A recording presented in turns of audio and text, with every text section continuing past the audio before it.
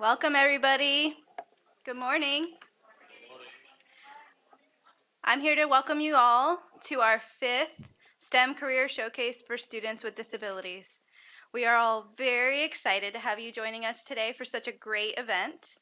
My name is Liani Yurka, and I'm the head of accessibility and inclusion here at the museum, and I get to be your MC today, so you'll be hearing a lot of me. As I mentioned, this is our 5th year doing this event, and it is our biggest one yet. Over the past 5 years, we have hosted close to 1,100 students from all across North Carolina, and those students have had a chance to meet 36 different speakers and panelists from all across the United States and in a variety of STEM fields. Today alone, we have almost 350 people here for this event, and I hope that each and every one of you has a fantastic time. I want to give a quick thank you to our sponsors. This event would not happen without some really generous support and enthusiasm. Of course, it takes a lot of people to make all of this come together, so it could not happen without their support. This year's event was made possible by Novo Nordisk, SAS, Jump, IBM, Red Hat, and Fidelity. So the support from these sponsors means that we can make sure that each of you are the next generation of scientists, engineers, mathematicians, and researchers, or whatever career you choose, hopefully in STEM. And we hope that those careers include people just like you and me, people who might not be normally considered in those fields, but certainly add an immense amount of value. Now, each year, we want to make sure that you guys feel really welcome here at the North Carolina Museum of Natural Sciences. And in order to provide this warm welcome to our wonderful museum, I would like to introduce our very own director, Dr. Emlyn Koster.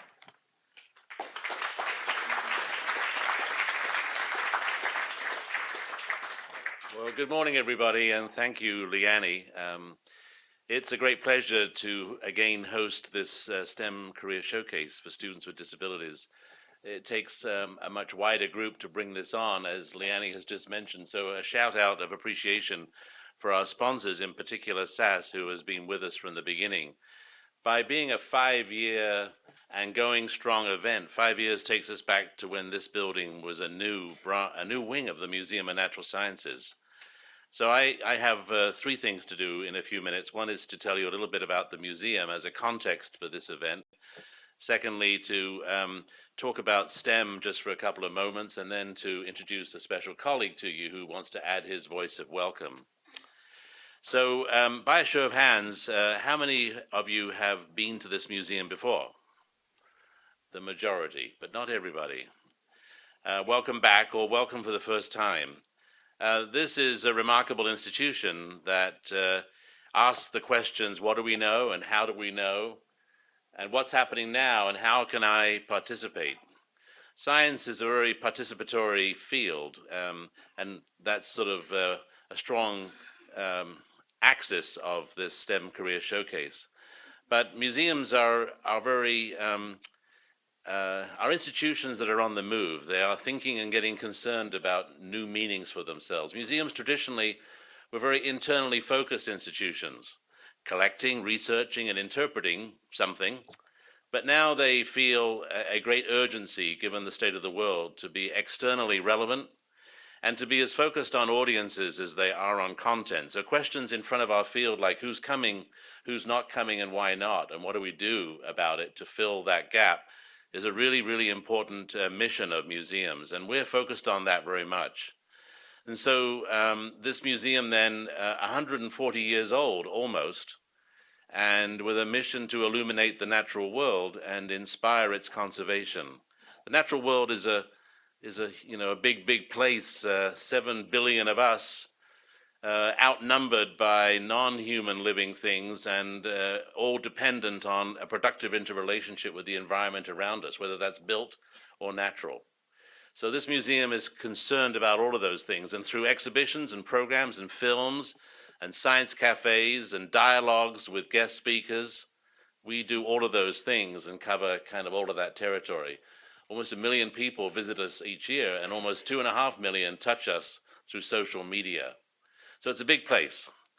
STEM, an invention of the National Science Foundation that about a decade ago or more, they realized that these words science, technology, engineering, and math were really important as a means of economic development. That the more we focus on these core disciplines, the better the economy will be. But as important, that it'll open up career paths and it will help the world be a better place. And so this area, the Raleigh area, the capital region of North Carolina, through the Research Triangle, is a particularly big place when it comes to STEM careers. And so it was a great vision that Leanne Yerker, who just spoke, the head of our accessibility and inclusion unit within our community engagement section, came to have as an early colleague, someone you're going to hear from shortly, who's in the front row over there with his seeing eye dog, Ed Summers, who heads up the accessibility unit, the technology that helps us be in contact with the world, whatever our physical ability or disability level, at SAS, this incredible organization out in Research Triangle Park. So you'll be hearing from SAS, and from Ed in particular. But you should know, please, and I'd like you to just indicate through your kind applause that this event has its founding vision in a cooperation between Leanne Yerker of the museum and Ed Summers of SAS. Please give them a round of applause, please.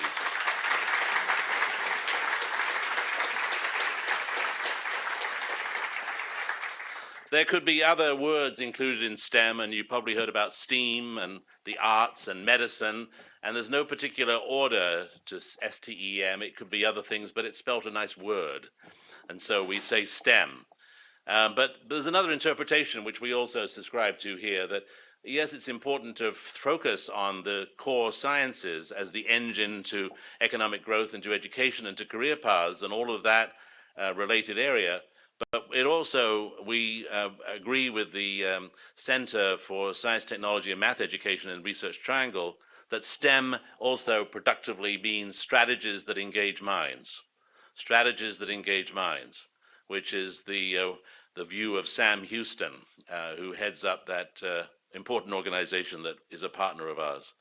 So I want to then, as I move to the end of these remarks, thank all of the career professionals whose lives have been a journey of confronting and overcoming and become comfortable with and using technology and animals and all manner of our inventive spirit to be able to overcome what nature handed them in terms of an apparent disability, but they end up overcoming it and becoming an inspiration for all of you. That was the big breakthrough methodology here between Leanne and Ed some 5 years ago, when this building again had just opened with the purpose of how do we know what we know through the vehicle of research. So with that, let me move to make an introduction. This museum, over its 138 years, has been part of different departments of state government. Most museums are not part of government. They're non-profit organizations that stand alone. But it's a great aspect of this museum that we have, over our century-plus existence, been a part of the Department of Agriculture, been a part of the Department of Natural and Cultural Resources, been a part, before we got there, of the Environment and Natural Resources. And 2 years ago, the state had a vision to bring together the whole range of the arts and humanities and sciences into a new department, the Department of Natural and Cultural Resources. So everything from the symphony to the aquaria of the state, to the zoo, to the museum, to the historic sites, to the libraries, to the archives, all those things that affect our quality of life are now under one roof, which has its physical headquarters just across the street.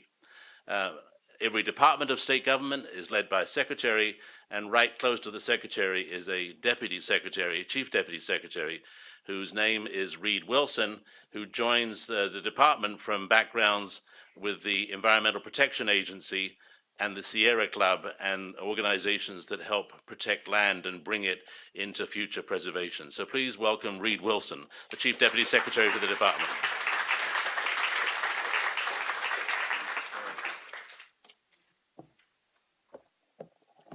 Thank you, Emlyn. Good morning, everyone. On behalf of Governor Roy Cooper and Secretary Susie Hamilton, Welcome to the Department of Natural and Cultural Resources and to this fine museum. I'm pleased to see so many of you. I guess it's a record crowd for this event today. Science museums can provide a spark of wonder for lifelong learning and careers. And you can see it in children's eyes when they visit this museum. I come here often and you see people walking around and they're seeing something they've never seen before, and a light goes on in their head. That is in fact what happened to me a long time ago.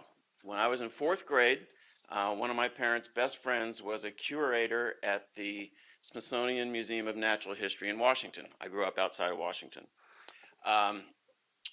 His name was Tom. He invited me one day to skip school in 4th grade and come with him for the day to the Museum of Natural Sciences. No, that's this place. Museum of Natural History in Washington. So I went with him, and he took me to his office, and it was a room, it was huge, and I was little, but it was huge, and it was just full of drawers of specimens and jars with liquid and, dead things in them that I had never seen before, never imagined, but it was incredible. And, that was almost 50 years ago, and I can still see it like it was yesterday.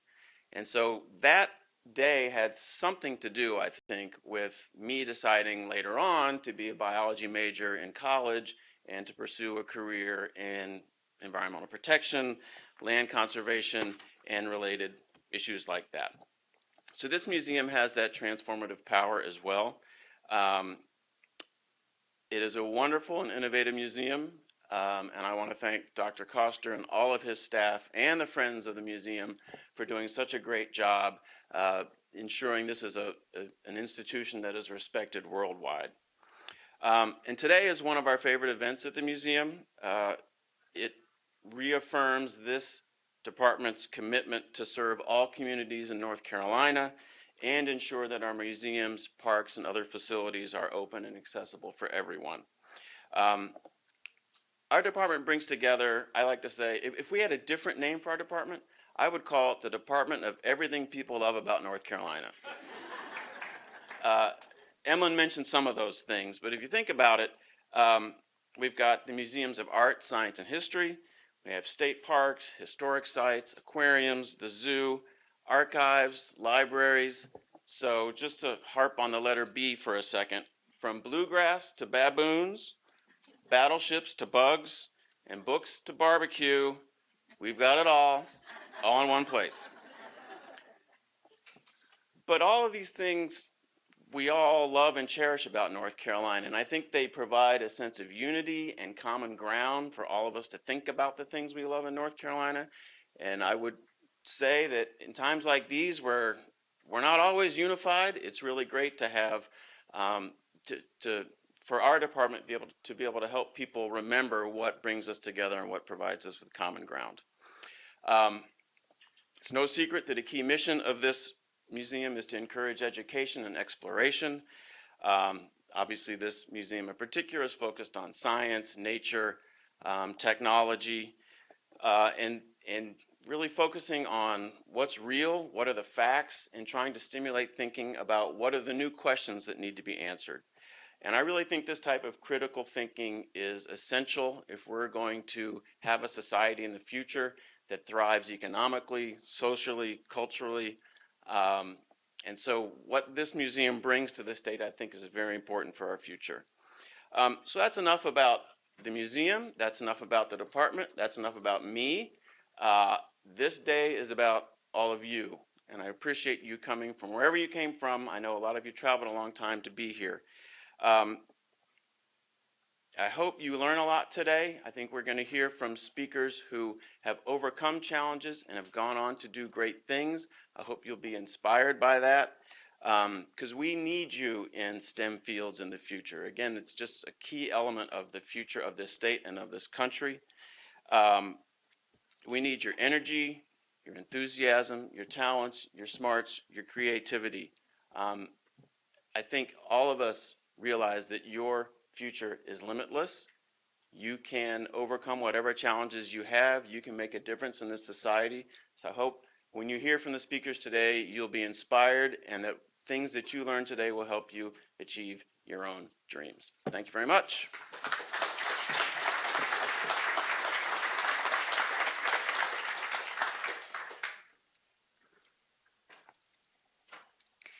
Thank you, Dr. Coster, and thank you, Reed.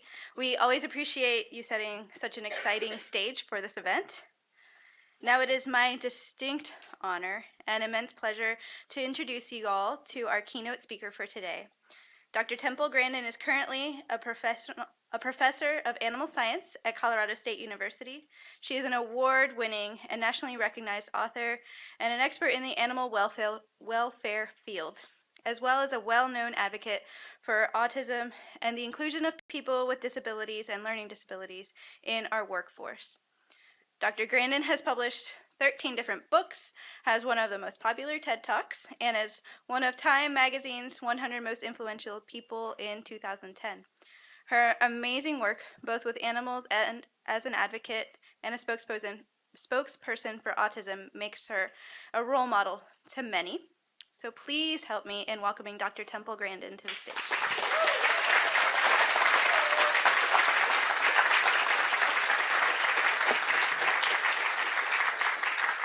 Great to be here today. Got lots of things to talk about. Let's just start out talking about me. I was not a good student when I was young. I was a terrible student. And what finally got me to become a good student is when studying became a pathway to a goal of becoming a scientist. Too oftentimes, education is just an end in itself.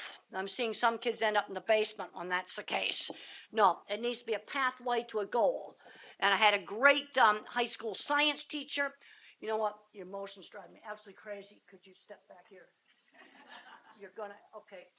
This is a little thing with me. I get very, very distracted by motion. That's why some people love sliding doors. Other people absolutely hate them. And I'm distracted by motion. So I'm going to put my back to the motion. Sorry about that, but that's an accommodation that I need to have. I try not to ask for a lot of weird stuff.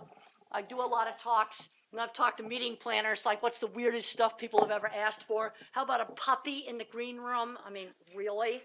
Yeah, I'm not going to ask for anything like that. Okay.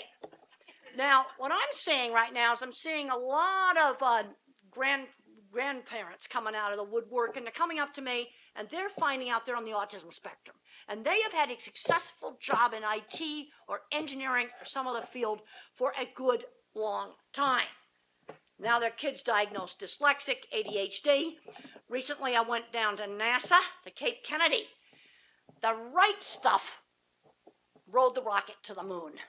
But the geeks and the misfits and some people from the special ed department built the stuff. And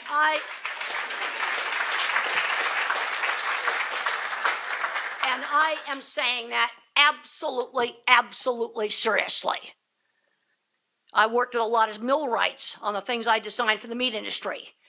And I'm just looking at an article there on the STEM careers and the lack of jobs in certain areas. I'll tell you, it's a bunch of jobs, skilled trades. There was an article in today's paper that they can't find enough people to build stuff in Houston from the flood damage. And don't stick your nose up at skilled trades. I worked with all kinds of super smart people in that, building big Tyson and Cargill plants. And I'm definitely going to want a copy of that article. Very, very definitely.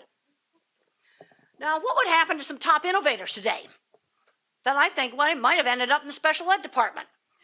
Many of them had an unconventional educational path. If I had been born today, would I have been less successful? Could Jane Goodall have done it today with a 2-year secretarial degree? She had the equivalent of a 2-year community college degree in secretarial science. She was hired originally to be Dr. Leakey's secretary. And then the rest is history. How about Thomas Edison? I looked at a biography of Thomas Edison. Addled, hyperactive high school dropout. He memorized all the street names in his town. I think he probably had autism. And I've read that book about the Wright brothers. They were pretty weird, too. What would happen to them today?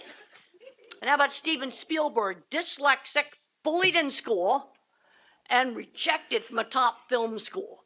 What saved him was his little Super 8 movie camera. This brings up another really important thing: early exposure to career interests. You got a lot of kids today getting so addicted to technology that they're not getting exposed to enough stuff to figure out what they might want to do as a career. You want to read this book? Super interesting. Bullied in School. Learn how to work at a really early age. Now, also down at Cape Kennedy, I was lucky to be there when they had a SpaceX launch. Really, really, really super cool. Going to a real launch is like totally thrilling compared to watching it on TV. And I was allowed to get just as close as possible. A helicopter went around just before the launch to chase everybody out of the launch area. We were on the edge of that area. Super, super neat. Also, I looked up the SpaceX job board. They are hiring. I'll tell you exactly what they're hiring. They like electrical engineering mixed in with computer science and mechanical engineering. They like this mix. I went through the entire job board. Bachelor's is as far as you have to go. I also went on the Amazon Blue Origin because they're building their vehicle assembly building right now. Same thing, same job board. Easy to find. Type in SpaceX jobs, Amazon Blue Origin jobs, and the message boards come right up. I just did this like 3 weeks ago, so this information is current. There are jobs out there. And they warn you, SpaceX, you're going to have to work weekends. They're going to work your hindy off. And the IT people, they got to help clean up the rocket booster after it's brought back. Yeah, you got to do the dirty work too. I saw some guys there cleaning some black junk off of the launch thing. Got to do the not fun jobs also. And there's the Dragon spacecraft docking with the space station. Its real name is Puff the Magic Dragon, but that doesn't sound very scientific, so they've called it Dragon. I got to visit Mission Control in Houston. Got to tell you the secret of Mission Control. Why is nobody there? Well, as a space station goes round and round, it has blackout periods. Okay, time to go to the biology break, as you call it here. And there's the mock-up of the space station. And I managed to take this picture so you couldn't tell that it was all apart in pieces and in a warehouse. I deliberately did it this way. I wanted it to look like that it actually was at the space station. Now, what are some common denominators of the unique minds? I grew up with lots of books and learning. Getting kids exposed to things like museums. I got asked during an interview about field trips I went on as a child. And in 3rd grade, we went to the Boston Museum of Science. And sometimes the simple exhibits are really good. I remember an exhibit where they had a blue, red, and green light and the colors mixing together. And it ended up with white, because when I mixed my paints together, that's not how it came out. And very simple exhibit that really stuck with me. Also, I did lots of teenage jobs. Kids are not learning how to work. I'm seeing kids where they're graduating with honors, and then they crash in the workplace because they haven't learned that you got to do an assigned task. Okay, there's computer science jobs out there, but you got to do the programming that SAS wants you to do. It is called work, and you may have to do some stuff that's boring. I had a great science teacher.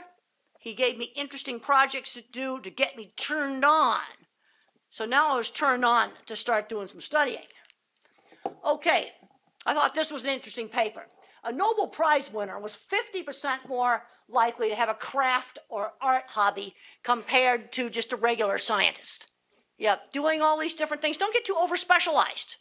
The other thing about all the job postings for SpaceX, they didn't want the pure computer scientist. They didn't want the pure electrical engineer. They liked this mixture. You can go through the job board. I know exactly how to counsel them for each one of those jobs. I can't do any of that stuff, but I know how to tell the student what they should take in order to get those jobs. And they're doing internships. So if you're starting out right now in college, you could probably do an internship in your freshman year, and they'll work your butt off. You're going to be cleaning all the grime off those boosters. That's what they'll have you doing. Okay. Schools need to be keeping the hands-on classes. Worst thing that's gone on in education right now is taken out woodworking, sewing, cooking, auto shop. Lots of jobs there. Somebody's going to have to fix the self-driving car. We got huge amounts of skilled trades jobs that are available. Theater. Artificial intelligence is not going to replace live theater. That is a viable career. We need to be getting these things back in. What would happen to little Stevie Jobs today? bullied in school, a weird loner who brought snakes to school just to liven things up at his elementary school. And he loved calligraphy. So he had an art hobby. That's why computers have pretty fonts. And then how about little Albert right here? No speech until age 3, and he played the violin. What would happen to Albert today? Well, very likely in a lot of school systems to be labeled as autistic. And I just recently got back from a Hollywood benefit, and I had some TV people out there. Some of them were involved in that show, The Good Doctor, which I watched last night. And I said, well, some of those writers are probably on the spectrum. Okay, too many kids are getting a label. What I'm worried about is our educational system screening out our next Steve Jobs or some other, really important person, or Wright brothers. Okay, let's look at dyslexia in the business world. Major CEOs that had dyslexia. JetBlue. Oh, really good on selling the investors, not so good on operations. You need my kind of mind to not have had that mess they had at Kennedy Airport during the snowstorm. Visual thinker, that's where you need the visual thinking kind of mind, which is my kind of mind. You also need the visual thinking mind. And I'm going, yeah, really interesting. I read these articles of how Arizona is going to let them just do all these self-driving cars. Yes, and they can test them where there's no snow and no rain. Because I've read that messes up the sensors. Yeah, you're going to still need us visual thinkers. I'll be talking a little bit more about how I'm worried about us getting screened out by some of the math requirements. You mathematicians need us. And then IKEA, ADHD, and dyslexia. Here's another one. Gary Cohn, Chief Operating Officer of Goldman Sachs, horrible dyslexic student. But he had something really good to say. Knowing where you want to end up is easier than figuring out where to start.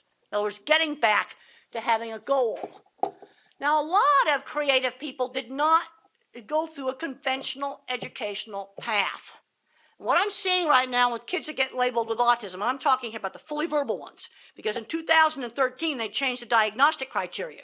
So now the Asperger's, where there's no speech delay, is mixed in with more severe autism. So I'm seeing a smart kid that maybe ought to be in a STEM program now getting shunted in with the nonverbal students and not going anywhere.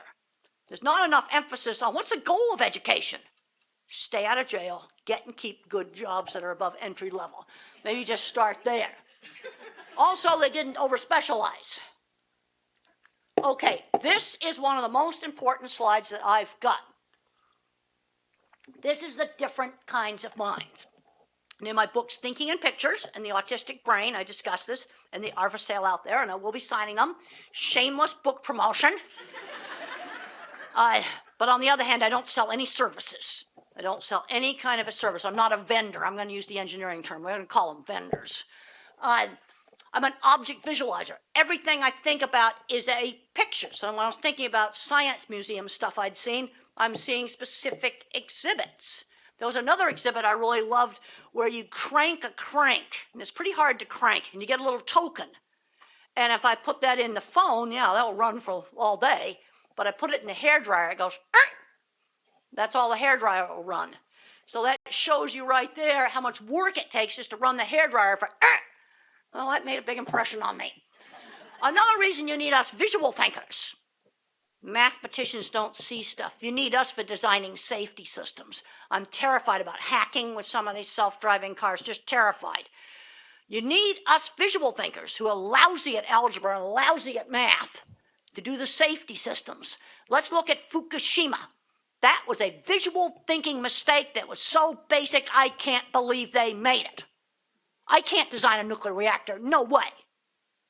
But there's no way I would have taken the electrically run emergency cooling pump and the generators and put them in a non-waterproof basement.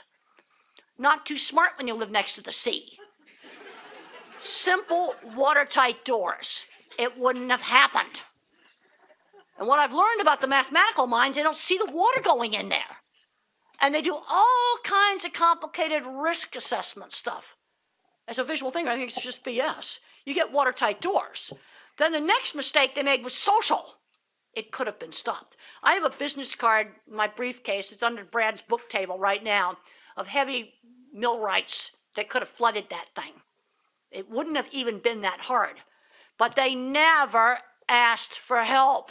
How could you do that? Breach of containment, that's engineering speak for you're in so much trouble. It's not funny, and it's still leaking, and they don't know what they're going to do about it. The pattern thinker, okay, that's your mathematician. That they think in patterns, not in pictures. But there's a lot of kids getting screened out by the algebra requirement. So what saved me? In 1966 and 67, when I went to college, finite math was the required class. Had a lot of probability and statistics. I could visualize that better. You see, you need the visual thinker to make the easy-to-use interface on the phone. And the engineer makes it work. And I can tell you, SAS needs a much better user interface. Ugh. Yuck, yuck, yuck. But now that Steve Jobs is gone, they're messing up the iPhone. I love the new camera, but I think it's just stupid how it's giving me old messages. I don't know how to make it stop doing that. It was wasting the battery until I learned how to turn the display off now, because it doesn't turn the display off automatically. Like, why has it got those kind of changes? Well, I think they're trying to make it too complicated. And then you have the verbal facts guy, the writing guy. Yeah, they're telling me in Hollywood a lot of the writers are probably on the spectrum. And I want to see kids be successful. And what I'm seeing with fully verbal kids that get labels, they go into, there's two different ways to go. Learn how to work, going into the workplace, doing well. Tons of jobs in skilled trades. Don't stick your nose up at it. To Houston's hiring right now. And the others going straight to the basement to play video games. We have got to limit the screen time unless they're doing something active and scientific with it. Because they're not having good outcomes. And the scientific research on video game addictions and autism is ugly. It's very, very ugly. We have got to control that. Now, they're not going into the video game industry. They're not even going into video gaming tournaments where they could make money. And then you have auditory thinkers. Oh, yeah, and if you think that this stuff I'm telling you is a bunch of hooey, all the scientific research that backs up what I'm saying is in my book, The Autistic Brain.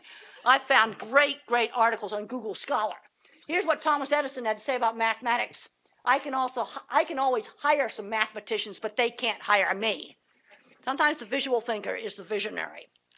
Okay, and there's my book, The Autistic Brain. And there's another very interesting book by Thomas West on visual thinking. And we've got to not be screening out these students. Just recently on a very nice city news show with a host who couldn't do algebra. Well, what would happen to him today? Would he be the host of a city news show? Okay, I'm worried that our educational system is screening out a lot of the visual thinkers. And they're not even letting them take geometry or some other form of math. And I think some of the mathematicians find it hard to believe you can actually think without algebra. Yes, you can. And you need us visual thinkers to design your safety systems in the future. You really, really, really do. Okay, let's look at where visual thinkers are needed in science. I review a lot of journal articles in my field of meat science and animal behavior. And the part of the paper that I really look at is the methods section, because there's been a lot of problems with results in science not being reproducible. And it has to do with the methods not being exactly the same. I like to read a methods section where I can visualize how they actually did the experiment. So I might review a paper and they don't tell me what breed of pig they used. Well, that can completely affect the results. Well, small differences in laboratory methods can really mess things up, like in some cancer research, vigorous stirring versus gentle rocking. This was recently in Science magazine. They couldn't reproduce these experiments because the way they mixed it was slightly different. Yes, details matter. There's different ways that you can do the math, more visual or more less visual. People get too hung up on just one single educational method of teaching. Having spent 25 years in the construction industry, it's all about outcomes. Where does a student end up? If he ends up in the basement playing video games or in jail, we've failed. It's that simple.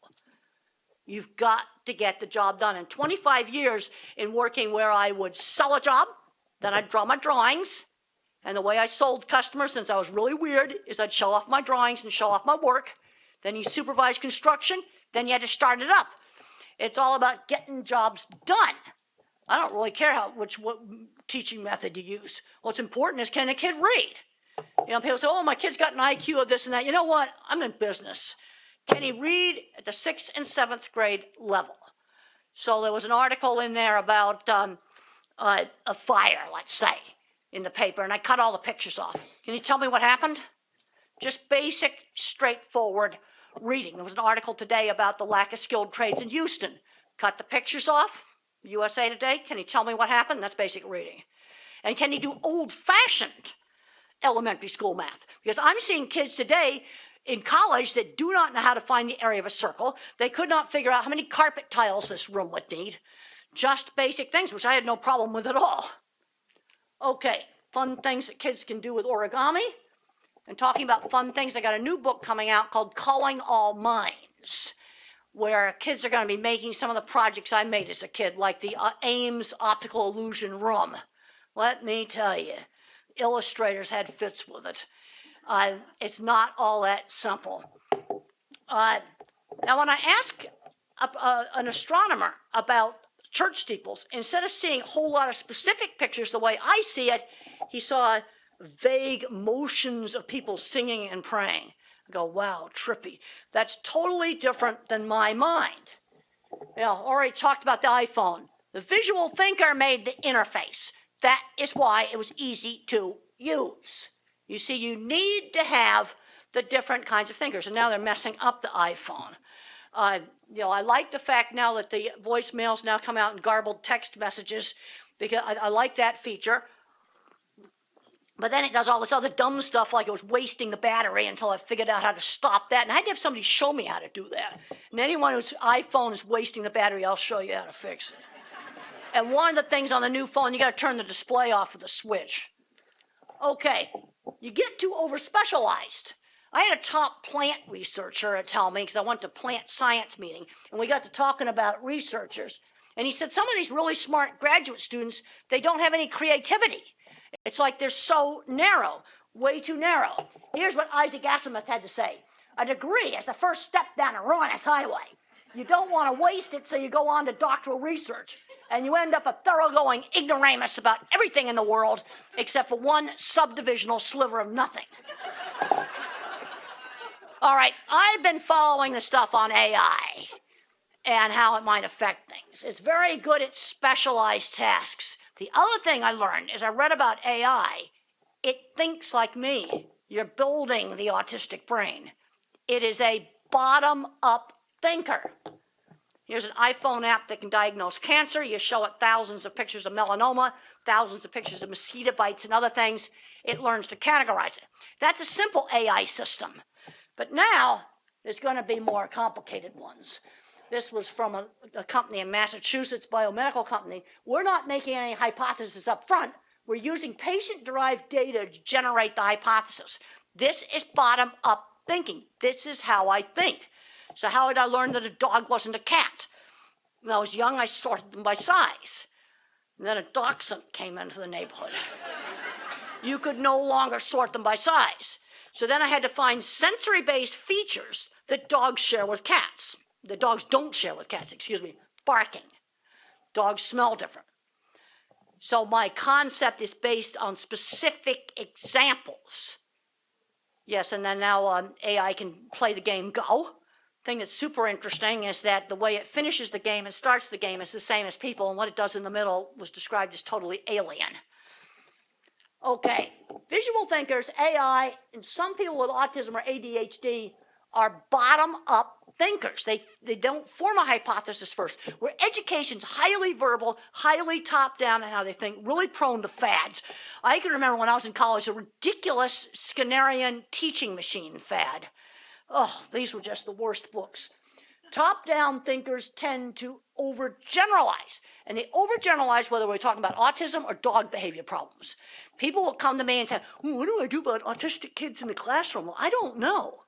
I don't know if I'm talking about 3-year-olds, a 6th grader, an adult. I don't know who I'm talking about. Can they talk? I have to have more information. And then I get asked all the time in animal behavior meetings, what do I do about a crazy dog? What do I do about a berserk horse? I don't have enough information. Is the dog crazy biting people or crazy happy jumping on people? I'm going to deal with that in a different way. Also, in my animal work, it's sensory-based. See, I don't think in words. I think in pictures. Now, being a visual thinker helped in my animal behavior because I noticed that cattle would balk at, you see how there's a reflection on this water bottle? Well, if that's on the floor of a chute, like a wet floor, and it moves a little bit, they won't go in. Or there's a paper towel hanging down, and the cattle stop at that. And I found if I took these distractions out of the chutes, they'd go right in. All right, how many people recognize what that is? Eclipse shadows. Now, I didn't know that eclipses did this. We had a 95% eclipse at Colorado State University. Now, I was home that day. This is on the sidewalk in front of our library on the main quad. I watched a bunches of students walk over this and not see it. And I didn't know that it had this effect, like a multiple pinhole cameras. I looked at it and I go, well, there's something really strange with the shadows. But other people were not noticing it. Yeah, I think some of this gets down to different ways that they think, and they were not just staring at their phone. The other thing I was really upset about is there were a lot of students that were oblivious to the eclipse, walking around on campus because it happened right at 11:45, which Colorado time, which is right when classes were changing. They were out on the quad. We had about 10% of the students really interested. Our school had given out like 30,000 pairs of glasses. Really tried to get them interested, but a lot of these kids were just oblivious to it. I thought that was really weird. That's not good. Okay, chain hanging down in a chute. Why, after 40 years, do I still have to keep talking about chains hanging down in chutes? Because people are not removing them. That's why I have to keep talking about it. So now I have written checklists of all the things they need to find. And I have a nice little picture book out there on cattle handling. And here's a corridor for some cattle to walk down. You'll notice that you can see a reflection on the floor there. Now those fans actually are more trouble when they're off, because sometimes the wind just slowly turns the blades. And the animal will actually show you what he doesn't like. He'll look right at it. He'll show you. And I still have to keep talking about this. I guess I got job security. I had fun last summer. You want to do something really cool. You have a client that rents a black executive helicopter. This is this summer. This is recent. And you land on the front lawn of a beef plant in Ireland. And I go into the beef plant, and the cattle refuse to go up the chute. And I noticed there were 6 holes in the sidewall about this big, and they could see motion. 6 pieces of duct tape fixed it. And then I got on the big black helicopter, and we flew away. Yep, I guess that's job security. That's 40 years later. Okay, I can't emphasize enough the importance of non-slip flooring. All right, let's see how good your observation is. How many noticed that the steer was looking at the sunbeam? Oh, we're doing really lousy. And I think part of the reason for that is the mathematical mind doesn't see it. It's just like the water going in the basement. They don't see it. See, I can see the water blowing out a steel door, and like 2 seconds later, the generator's underwater.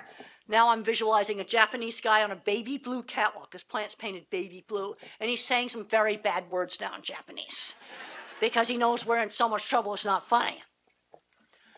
Now, there's things that I get really choked up about. On the old NASA space scientist who's still in contact with the Voyager. They had an article about this in the New York Times Magazine, and I got really choked up. It's still bringing back data 40 years later. And there's an 81-year-old scientist that's still at mission control. They got kicked out of the JPL, so now they're in a storefront next to the puppy training store and the McDonald's. But it's still getting information. And they have to get 3 different people at radio telescopes around the world to get the signal. Those people are probably Asperger's. They probably bootleg on the budget to do it. But maybe we're going to learn when it leaves our solar system why we're a Class M planet. I get choked up over that because it's knowledge. You see, this brings up another important thing. A brain can be more thinking, or a brain can be more social emotional. At what point do you label the more thinking brain autism? It is a continuous trait.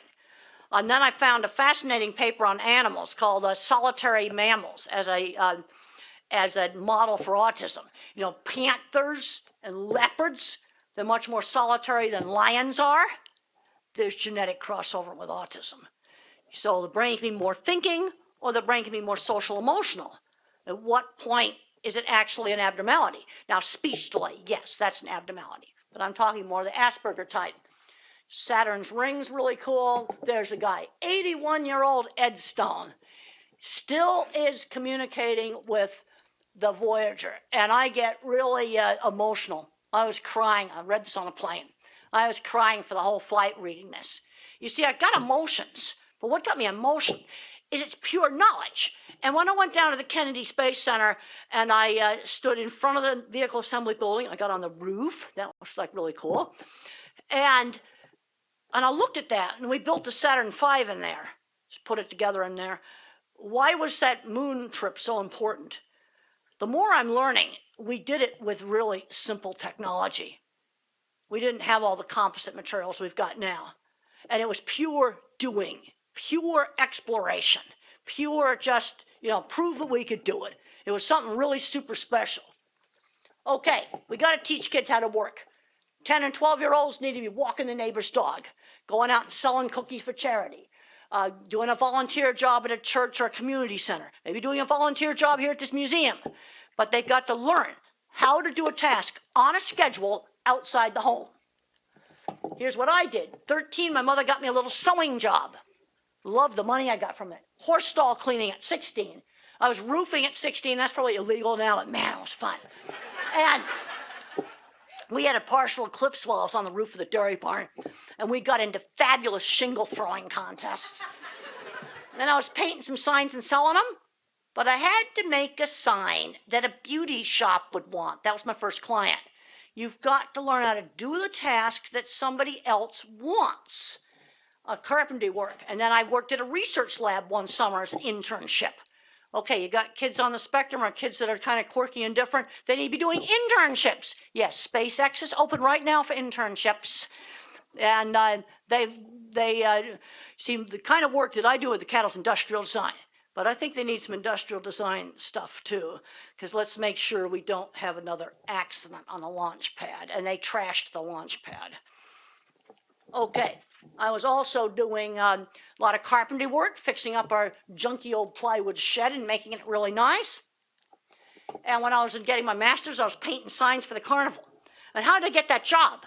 I showed an old sign painter my work. Again, when you're weird, sell your work rather than yourself.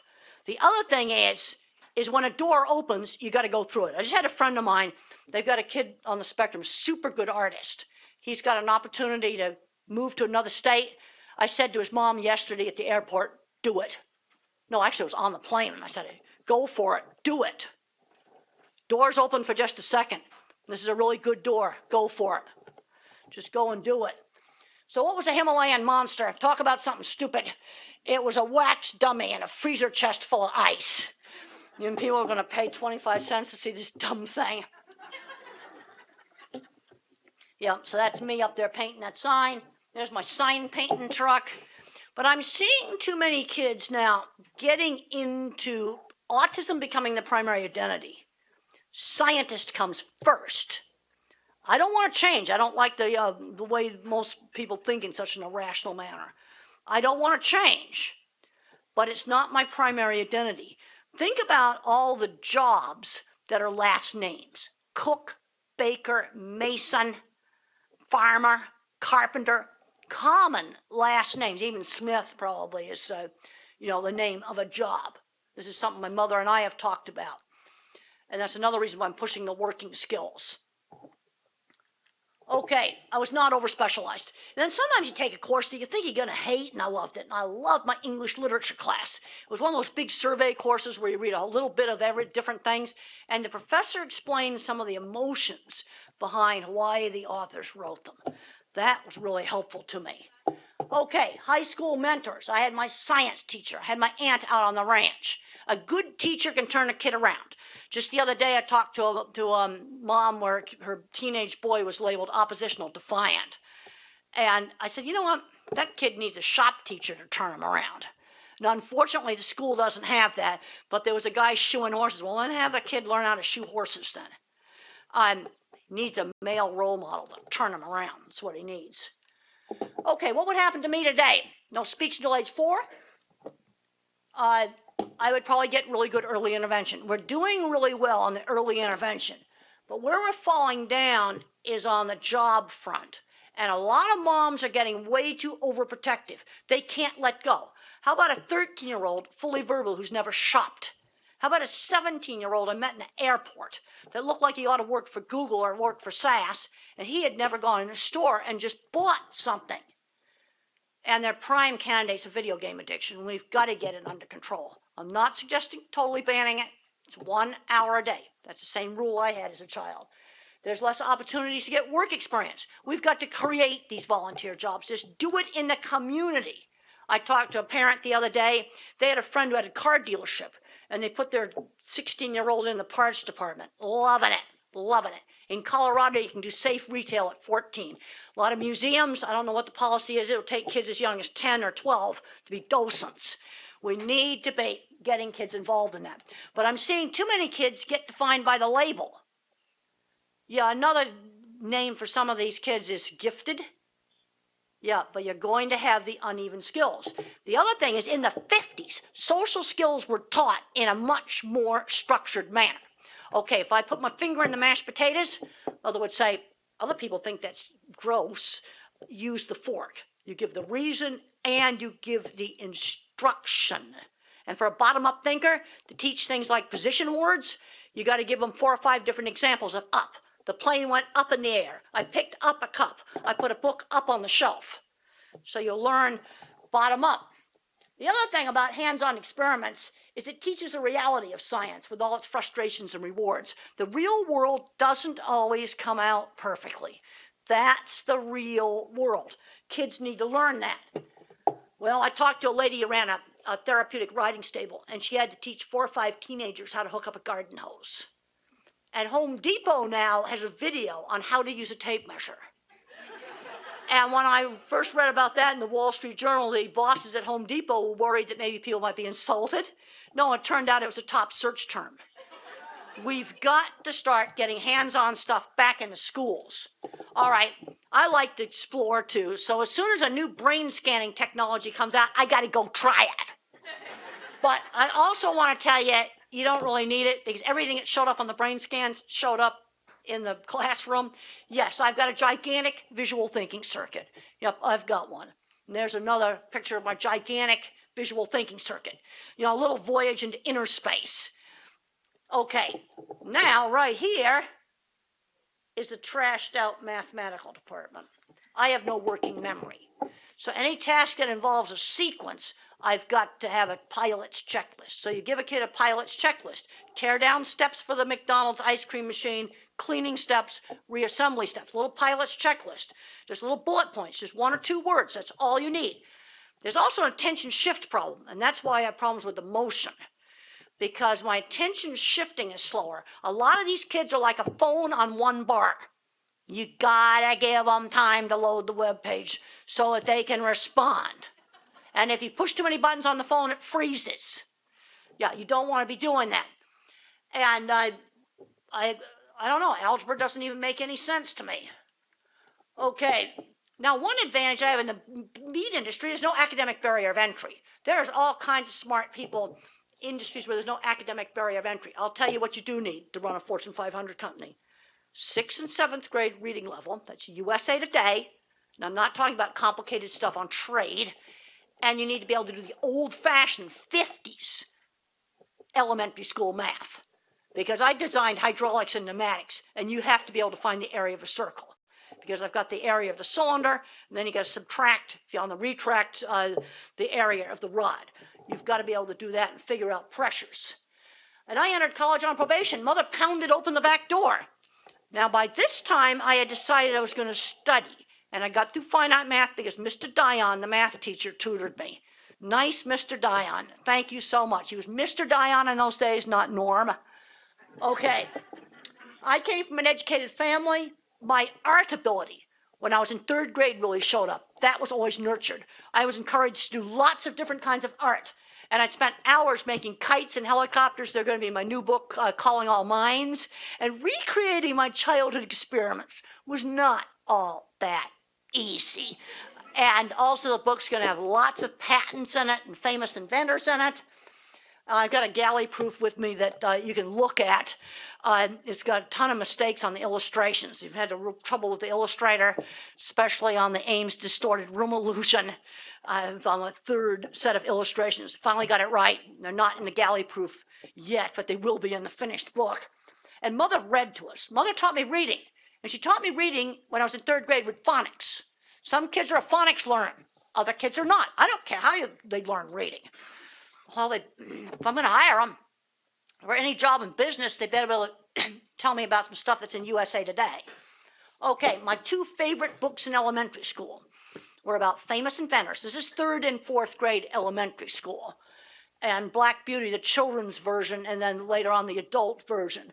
These are not the actual books. The actual books are long gone, but they're the closest I could find on Amazon.com of the books that I had as a child. Okay, early exposure to career interests. I had it. I was exposed to cattle. Dairy cows at 14, beef cattle at 15. Kids get interested in stuff they get exposed to. And kids today are not getting exposed to enough stuff to figure out there's a big world out there. I was weird. So how did I sell myself? I'd show them my drawings. This is the drawing that I sent to Bill Fielding of the Cargill Corporation. I have designed all the steel and concrete stockyards for every Cargill beef plant in North America. Also, I developed a piece of equipment called the center track restrainer system. If you want to see how that works, you can look up beef plant video tour with Temple Grandin. Not going to show that now. But what you want to have in a portfolio is a 30-second wow. And Mr. Fielding got that drawing, and he got this brochure. Really nice professional brochure. See, back in the old days, 4-color printing was really expensive, so I had to make a really classy looking 1-color printing. Okay, these are the original pictures of the dip vat system that appeared in my very first brochure. Always like to show that stuff off. This is the dip vat that they recreated for the movie. Oh, I thought the movie was so cool because they showed how visual thinking worked. And they recreated all my projects. And the stage hands at HBO also had trouble with making the Ames room work. and my science teacher gave me one hint, and the movie title slides actually show that hint. Okay, there's the beginning of 2 of my jobs. And construction projects really affect how I think, because you've got to sell projects, design them, start them up, finish them, and hopefully have a satisfied client after you've done it. You know, in education, we don't have enough urgency about outcomes. You know, you might have a kid that's, top grades in high school, ends up in the basement. You can have a top kid from college end up in the basement. If they need to be doing internships every summer, they got to start working. And I want to start with the paper route substitutes at age 11. Okay, museum guide jobs, whatever. I forgot to ask you what your youngest age is. You know, some museums is 11, really young for doing like tour guide type of things. And there's a center track restrainer in the plant that they're just finishing up this summer. I was out there, and you can see you got lots of metal work there. Yeah, that's skilled trades. They're hiring right now. You're talking about complicated stuff. You don't stick your nose up at it. There's a ton of jobs, and I've got to read this article here from the New York Times Book Review magazine. Now there's the original drawings for my dip vat project, and there I'll just show a few pictures of some of my jobs, because what I want to have in that brochure is 30-second wow. Open it up and go, oh wow, drawings, pictures, show the stuff off. And half the cattle are handled in equipment I designed, and then I developed a way to evaluate the equipment using an objective scoring system, which uses the principle of critical control points. I watched a risk analysis PowerPoint the other day. I was sitting in the green room, so I got to watch it on a monitor of how they assess risk on computer security. I thought it was the stupidest thing I'd ever seen. Because not once during that PowerPoint presentation did they mention phishing, where they fake websites and trick you to put the information, or flash drives in people's pockets. I just read our crown jewels of hacking tools got ripped off. There was probably a flash drive in somebody's pocket. You know, let's start with basics first. I never saw so much rubbish on these slides. And they never once discussed all the ways that people phish and trick people into putting sensitive information into web pages. You got to figure out what is the really important thing to measure. There's my center track restrainer system. And these are the 5 critical control points that we use for assessing humane slaughter. And we use those to enforce humane slaughter for the McDonald's supply chain. It worked because they had to make numbers. If you couldn't make 95% of the cattle unconscious on the first try, you kicked off the McDonald's approved supplier list. It was that simple. They had to make their numbers. If you had more than 3 cattle moo in the stunning area, you flunked the audit. You're allowed 1% falling down. It was clear. Traffic rules. All right, let's just end up on understanding the critical control point approach. All right, let's say you have a police department that's really strapped for finances, and you're only allowed to enforce 3 traffic laws.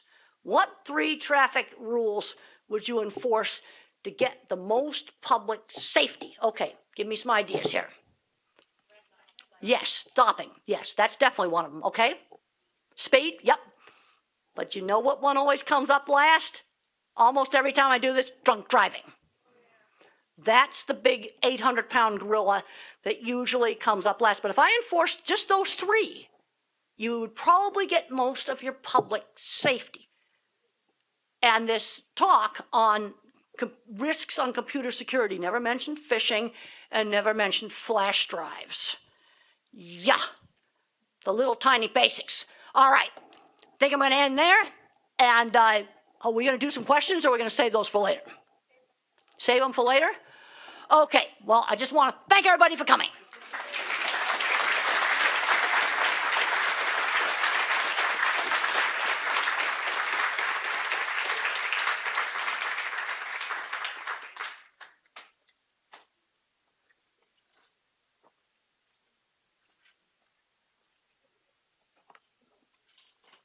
All right.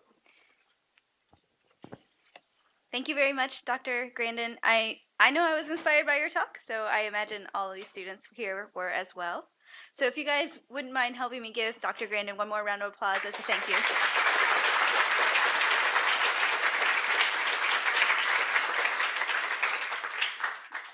So we're not done yet.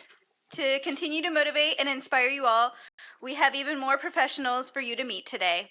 This year we have assembled a fantastic group of individuals and professionals, and they are all sitting here waiting next to answer some questions for you guys. And moderating the discussion this year, again, will be Ed Summers, the Senior Accessibility Manager at SAS, and an all-around really wonderful guy. So please give me some help in welcoming our panel this year.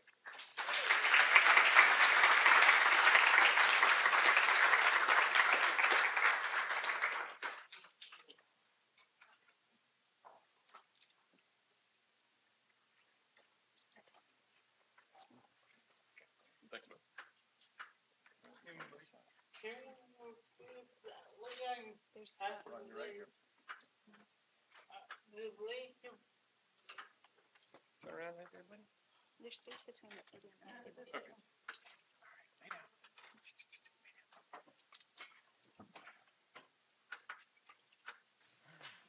There we go. Everybody find a seat over there? Yes. Okay. Well, I have. We have the important people sitting now. Good morning. Good morning. It is a pleasure to be with you again, and thank you for coming to the museum for this event. And this is our panel discussion, and over the years, we've had, thank you. We've attracted some wonderful people to share their experiences with you during this panel discussion, and this year is no exception. So I want to get started really quickly by asking each of our panelists, and we'll just go down, starting with Ryan here to my left, to introduce themselves quickly. Let's take about 30 seconds, and let's just share your name, your occupation, and what you do. Okay, I'm Ryan Benson. I work at the Center for Disease Control I have many hats, but basically I'm the Section 508 help desk lead and other stuff too. Okay. Great. Hello, everyone. My name is Amy Bauer. I'm an oceanographer from Woods Hole Oceanographic Institution. I have been visually impaired since I was 25 years old with a degenerative retinal disease.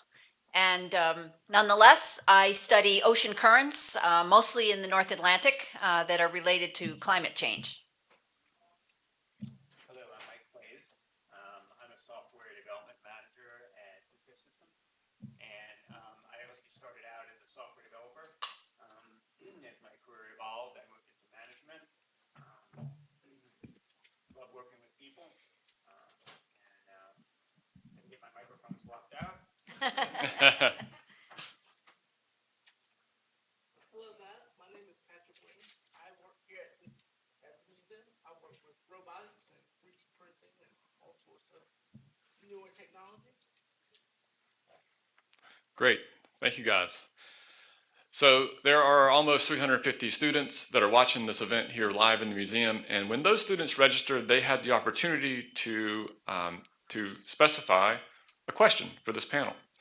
We had wonderful questions that came in from you all this year. And I'm delighted to share that every single question we're going to cover during the panel came from you. Now, I did paraphrase a few of them, and I combined a few of them and made a few of them more kind of relevant to the speakers that I knew would be here with us today. So these questions are your questions. And we have two groups of questions. The first group of questions is what we call the lightning round. And the lightning round is just a really quick, I'll ask a question, and we'll just go the same order we were just in. Each panelist, you have about 2 or maybe 3 seconds to just blurt out the first thing that comes to your mind. It's really fast. It's not no thinking involved here. And don't worry, we're just kind of getting to know you and having fun. So there's no right or wrong answers. If you feel the need to wimp out, you can just say that I pass. I'll give you a few passes. So with that said, that'll be the lightning round, and then the next round of questions, the second group, is these questions are a little more deeper. They require more discussion, so we'll take a little bit more time with that set. But I have 11 lightning round questions queued up, and let's get started. What is your favorite video game? Right now I'm playing Grim Dawn. Pong. Pac-Man. Civilization 6. We got one fan for Civilization 6 here. Thank you. What's your favorite movie? Star Wars. Recent movie, Hidden Figures. Definitely Star Wars. Hidden Figures. Favorite TV show? Rick and Morty. Nova. Nova. The Good Doctor. Favorite sports team? Yankees. Red Sox. I have to pass. All right. Favorite city in the entire world? Well, I'm from the Seattle area, so Seattle, I guess. Paris. Boulder, Colorado. Raleigh. All right. Favorite type of Mexican food? Type? Yeah, favorite type of Mexican food. There's lots of Mexican food. I mean, it's. Like, you mean, like, I don't know, man. I didn't write this question. I just. Burrito. whoa, How about tacos? okay. I mean, that's not the type, though. Define type however you want. Okay. You all set? Tacos Yeah, is your sure. choice. Gosh. Burritos. Shrimp tacos. Oh, yeah, that's a good one. I have to pass. Okay. If you could be any animal, what would you be? Lion. Oh, gosh. Eagle. Peregrine falcon. Gosh. I might be shark. Ooh. All right. If you could be any character on Sesame Street, what would you be? Nuffy. Ernie. I can see that. Elmo. The Cookie Monster. There you go. Right on. Do you have pets? And if so, please describe them briefly. No. Okay. Yes, I have a pet dog who was a former guide dog. I have 2 guinea pigs, and my daughter has a fish. I have 2 dogs. And I do not have a pet. Okay. If your disability was a superpower, what would it be? And I think that means you've overcome your disability by compensating in other ways. And I translate this as what would that kind of that hidden superpower that came about because of your disability? Years ago, I was good at math. So, sure. Math? Yeah, sure. Well, X-ray vision.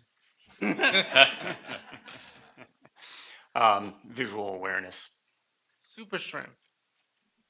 Great. Now, before I share the last lightning round question, I want to remind you guys that the reason we're here is to inspire these young people, and the words that come out of your mouth next could have a profound effect on someone in this audience. No pressure. Oh, wow. That's great. Can you sing part of a song from your favorite singer or band? No. Oh my gosh. No. Definitely no. Nope. Can't do it. Okay, I retract everything I said about the good panel. Yeah. I'm Here, sorry to have failed you. my favorite music is instrumental. Oh.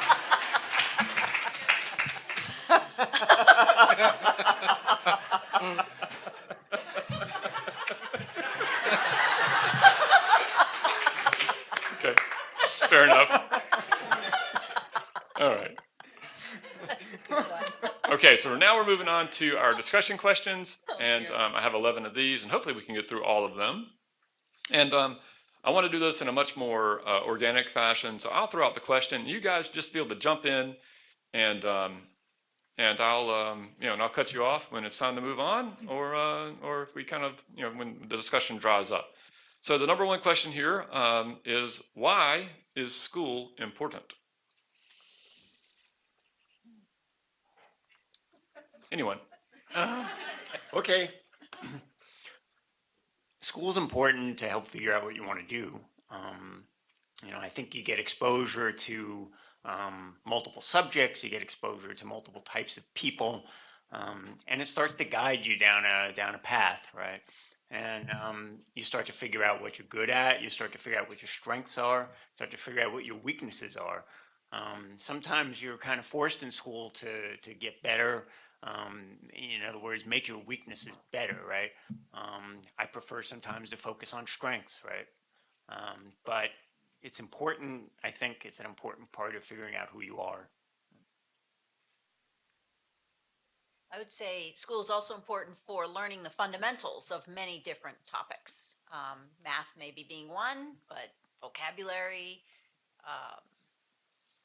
history, just kind of an awareness of the world. Okay. All right. Let's move on to number 2. How did you figure out what you wanted to do when you finished high school? I figured out what I wanted to do in 4th grade, so yeah.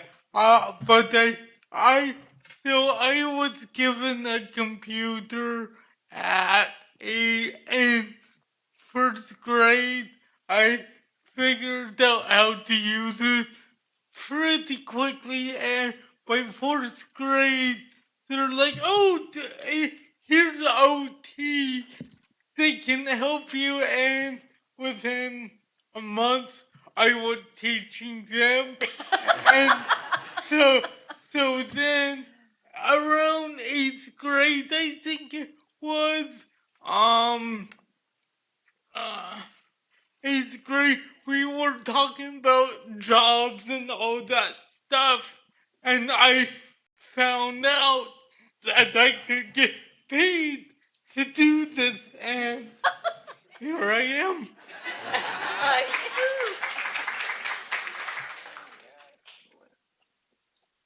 I had two really inspiring teachers in high school, a math teacher and a physics teacher.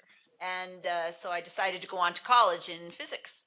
But one of the prime experiences I think that the physics teacher gave us was visiting the Boston Museum of Science. On a regular basis, the physics class would go for lectures and to view the exhibits. And that was a big part of why I decided to go into science.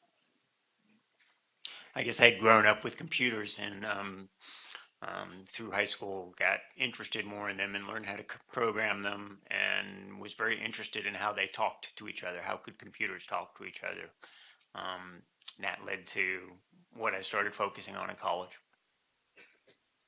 So I originally started out in history, but I decided that I wanted to help people.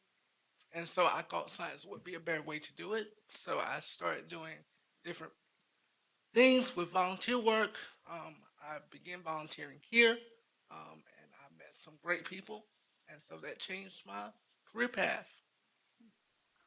Great, thank you. Did your disability impede your education? And if so, how did you overcome those obstacles? Yes and no, I guess. I mean, in first grade, I started to get bad marks because I wouldn't write clearly, even though I practiced hours and hours. This was back in 1990, 1991. We had the IEP said, "Here, maybe this would help it. Give me a computer." All of a sudden, things were fine. I completed my homework. And so from first grade on, 90% of my schoolwork was done via technology, mostly a computer. My vision impairment didn't start until I was in graduate school, so it didn't have much impact at all before that. But in graduate school, I was, with the original diagnosis, I was completely devastated that I wouldn't be able to continue this career in oceanography that I'd really set my sights on. No pun intended.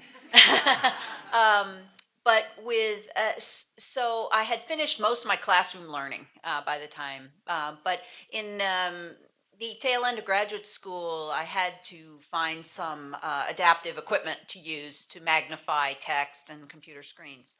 And so I don't think it had a profound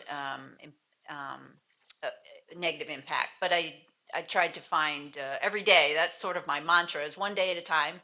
You have a task, you can't really figure out how to do it with a vision impairment, then just go looking for someone who does know how and who can help you, just one day at a time.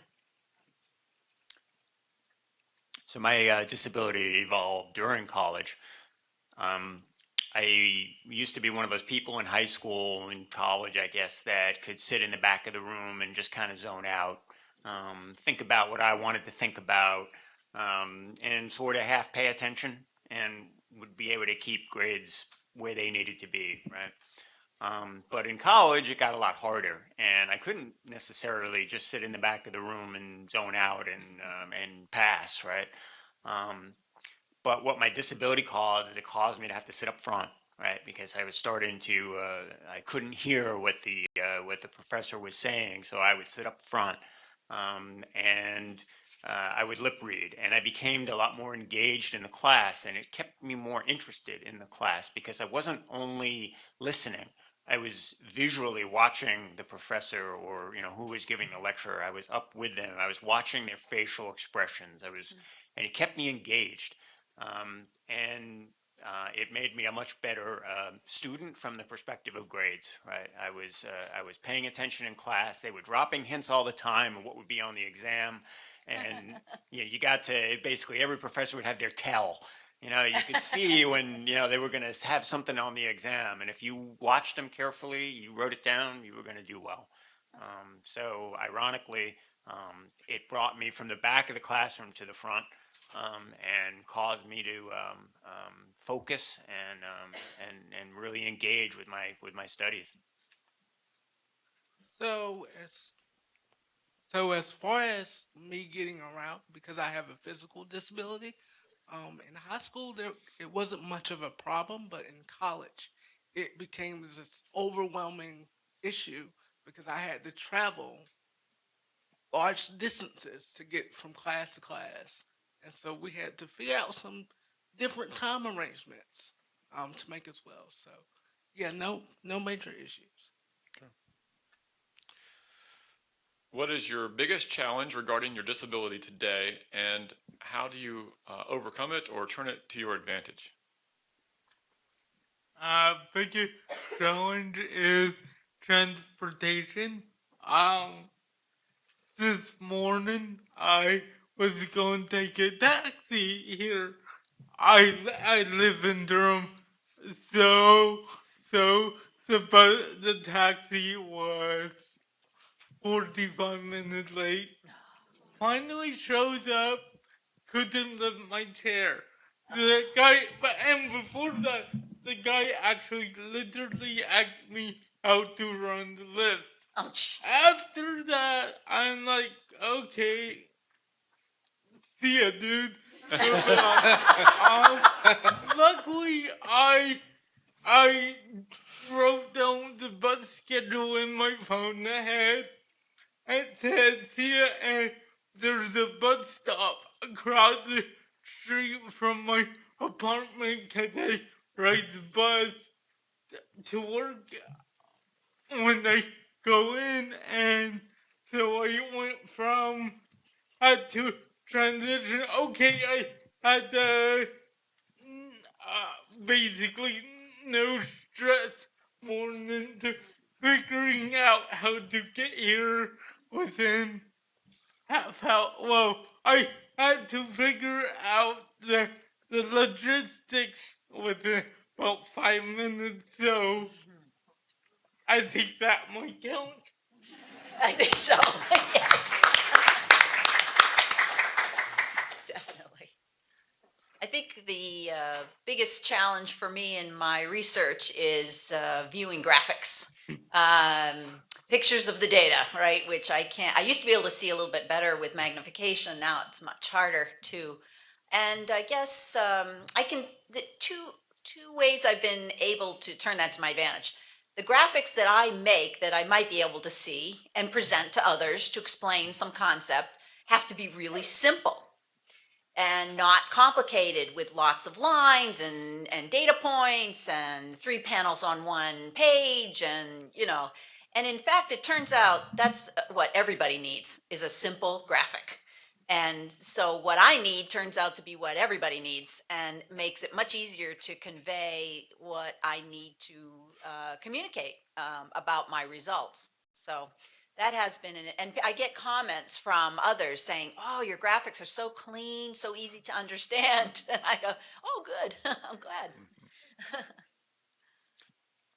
Obviously, situations which require excellent hearing. Generally speaking, if a normal person cannot hear or process what's going on, I'm hopeless, right? If you're struggling just a little bit, I'm not hearing it. And one of those times in particular is remote conference calls.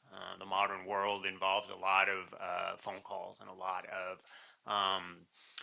large room conference calls, and the audio quality on them can be terrible. Reverberation in the room, it just sounds awful. And it's struggle. A lot of times, normal people struggle, right? And there's a lot of times when I'll have a conference call I'm on, and I'll ask somebody. Usually, I am them. What did that person just say? And they don't know either, right? And that's the wake-up call to say, hey, wait a minute, nobody's getting this, right? And a lot of times it's just travel. A lot of times getting people together was actually the right thing to do in a situation like that. A lot of times it's also telepresence technology and WebEx technology and getting people's faces into the picture. It does an amazing job at making communication clearer. Okay, so I'm going to be the odd one out here. It's my perspective that I don't really face any challenges. It's my daily life. I've been like this for 23 years. I've adapted. So certain things, it's just my normal everyday life. Great, great. All right, so with that in mind, Patrick, I'll start with you down there with this next question. We can come back the other way. How did you accept yourself exactly like you are? How did you learn how to do that? Oh wow. That's a heavy question. It just was. I had great parents, great friends. They never treat me any differently. They make sure that I was just one of the other guys. And so yeah, I've never seen it as a disability. I'm just a guy in a wheelchair. Just a guy in a wheelchair. Yeah. Similar for me, I don't consider myself having a disability per se, and that's maybe one of the more important things to remember. I think is when you wake up maybe every morning and you think about I put the hearing aids in. This first thing I do, right? I'm basically can't hear anything going on until they go in, right? But I don't think about it, I guess, as an impediment or it just is what it is. And as I move through my day, there were obviously situations that I need to, especially people that don't know me, I need to make a little correction so that I can hear them. Or when I work with my team, they typically know how they need to communicate with me, and so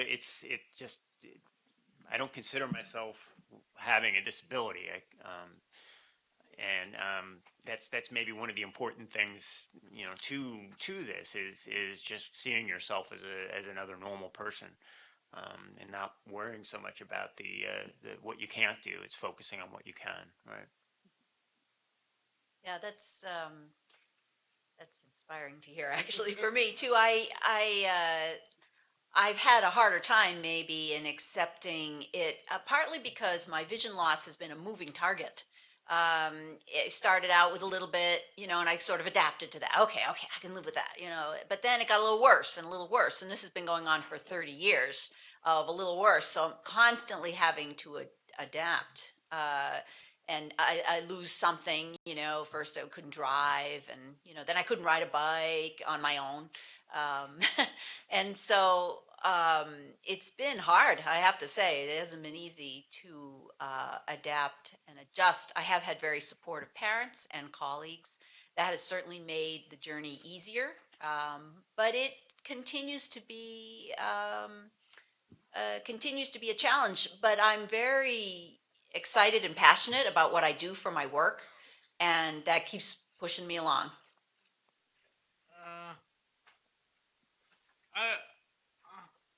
I mean, like others said, I've accepted what I can do. At those who can see, I'm in an electric wheelchair right now. If we went back to, I think, most or some of the audience age, I could right now, without thinking about it, stand up, either stand here without touching the table for 5 minutes, or stand up, walk around the room twice without even trying. Now, I'm lucky if I can stand for 10, 15 seconds. So just, okay, this is life now. What can I do? Sort of like my transportation answer earlier. Okay, I could have called Ed Ladani, say, hey, I can't make it. Or, okay, I know the bus drops me down around the corner and say, hey, I'll be there in an hour versus 15 minutes, 20 minutes. So just going with the flow and then interacting with people. If depending on the situation, either say, hey, I like at work, if someone hears my voice, they might say, oh, he's disabled, he doesn't know anything. My job is literally to know everything in this certain topic. So literally, you talk to me or my boss, who will 90% of the time say, have you talked to Ryan? so, so, so when I encounter, so at work, I say, okay, you're not caring to hear me, I'll email you instead. For random people at the bus, I don't care, I'll probably never see them again. So if they don't give me the time, no, the sweat off my shoulders. Okay, I'll just sit here quiet and person talking to you. No big deal to me. So, Yeah, that's great. So I'm skipping a couple of questions. I'm skipping ahead to the last few questions just for the sake of time. And Ryan, you segued wonderfully into this next question. So take it if you want or pass it on down the line. But the question is basically, how do you make sure your voice is heard? And I think the context of the question is when there are accommodations or there's a challenge in a social or professional situation regarding your disability that might be relevant. How do you make sure your voice is heard in that situation? kind of what I just said. Right. At work, I'm literally the second in charge for my program. I am in most cases the voice of authority, so it's either um people like my boss says, do you talk to Ryan?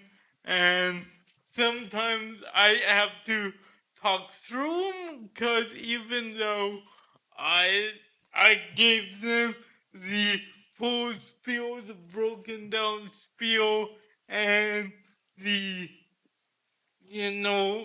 2-line spiel, they don't listen, and sometimes I have to use his director authority to basically say, regurgitate what they said. So while it's not great, there's that.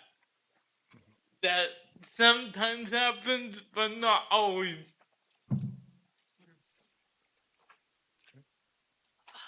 I do lead a small research group of postdocs and students and technicians, and I also lead sometimes oceanographic expeditions on ships. And so I guess I could take the question as, how do I make sure people pay attention to me? Sort of like what Ryan was saying, even though they may doubt me because of my disability. So I want to make sure, no, I do know the answer here, And I think one way I've garnered people's respect is by being sure to be upfront when I can't see something. Don't try to fake it. Fake it till you make it. I like that phrase for most things, but in this case, it doesn't work really. I have to be upfront about, you know what? Could you read me those numbers off that graph?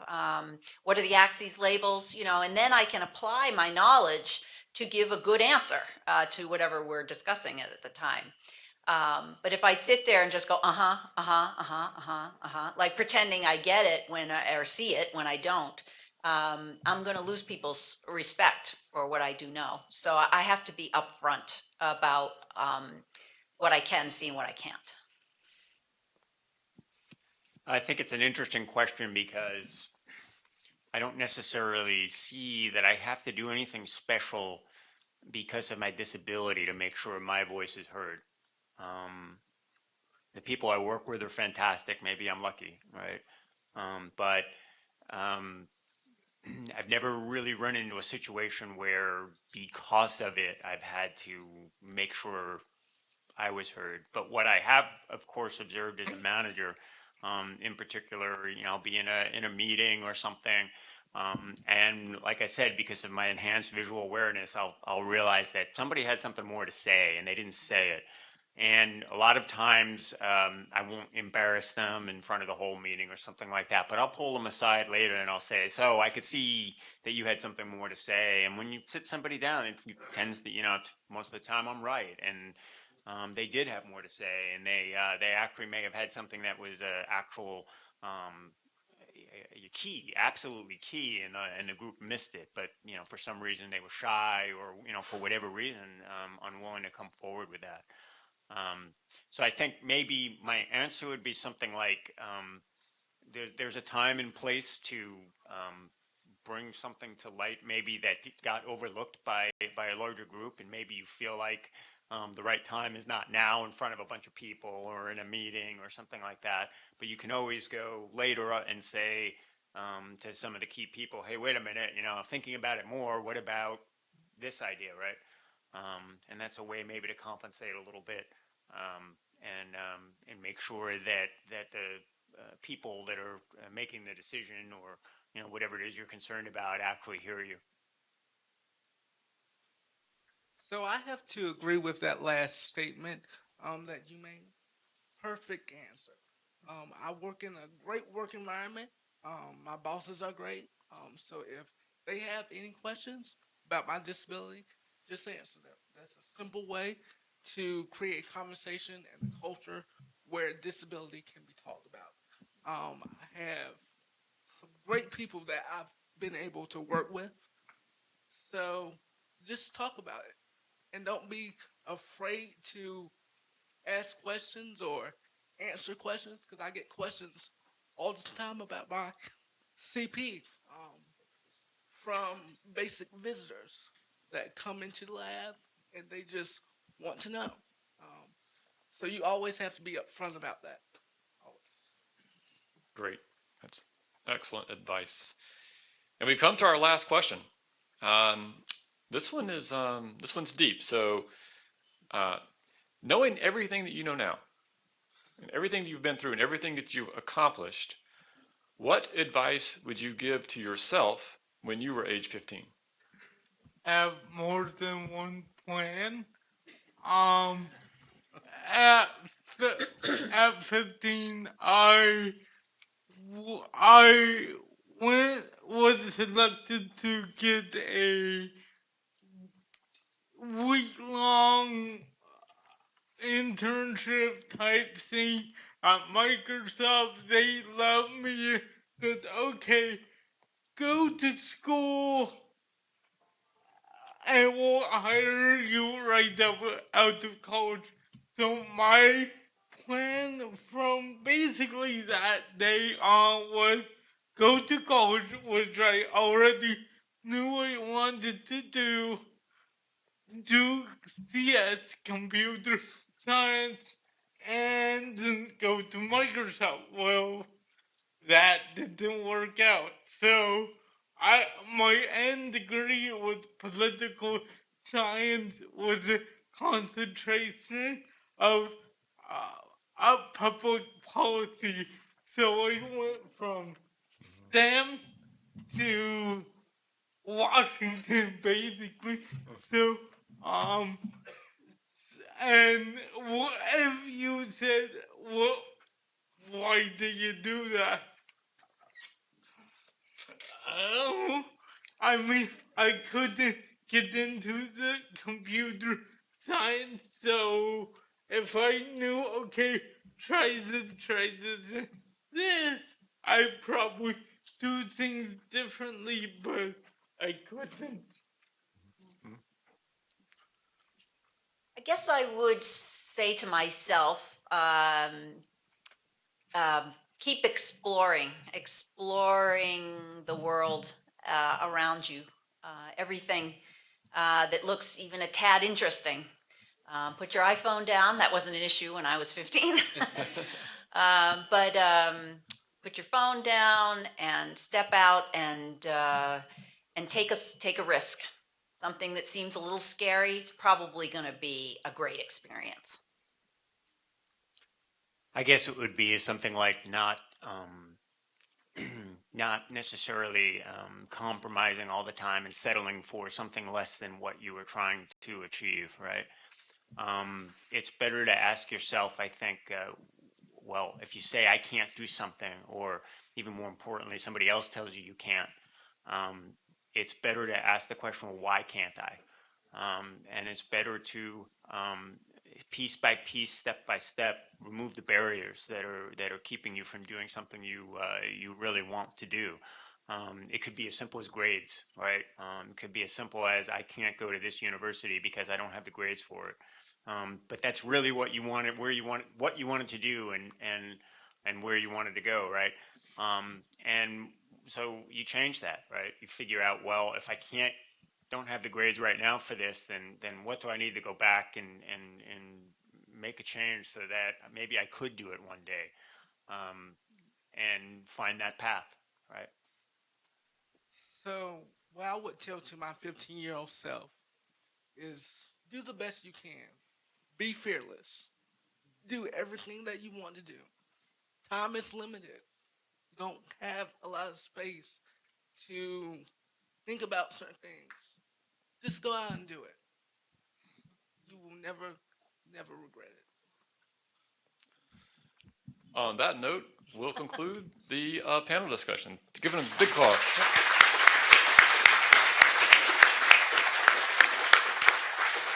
Thanks to all of you. All right, thanks, Ed. All right, weren't our speaker's really great? I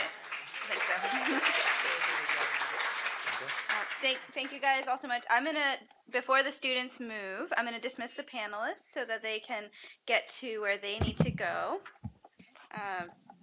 So I have a little bit more fun for you guys in store today. First of all, I hope all of the students received a red raffle ticket when they came in this morning.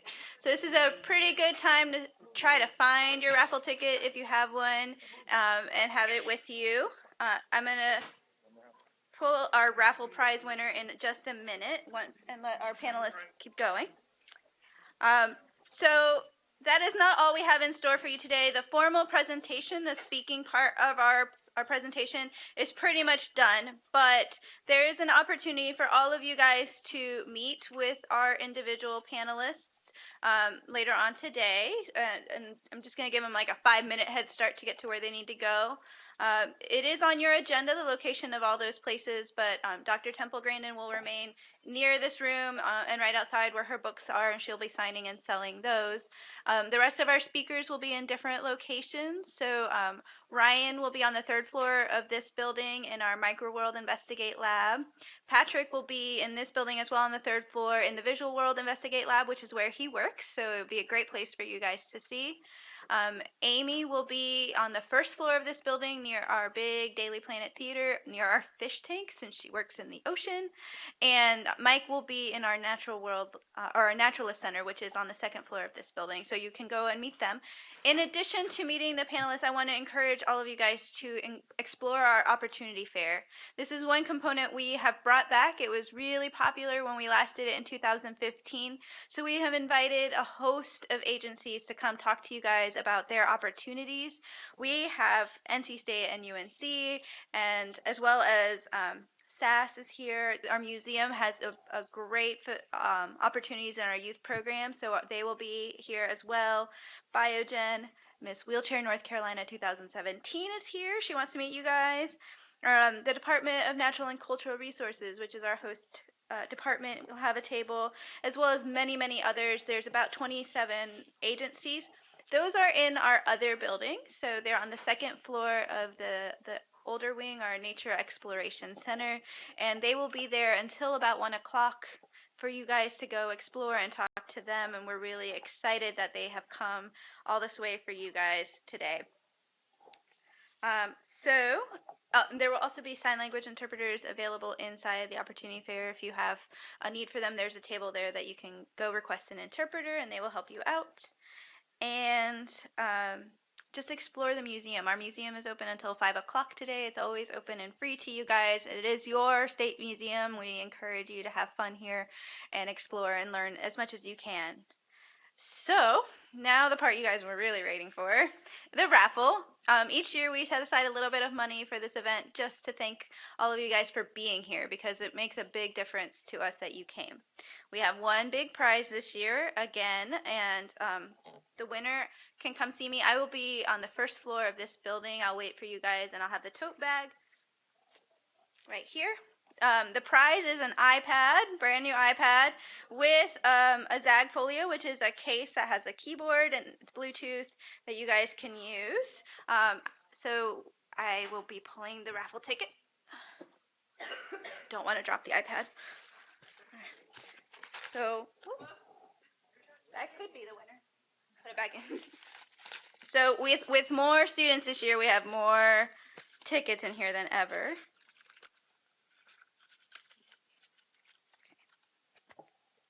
Right.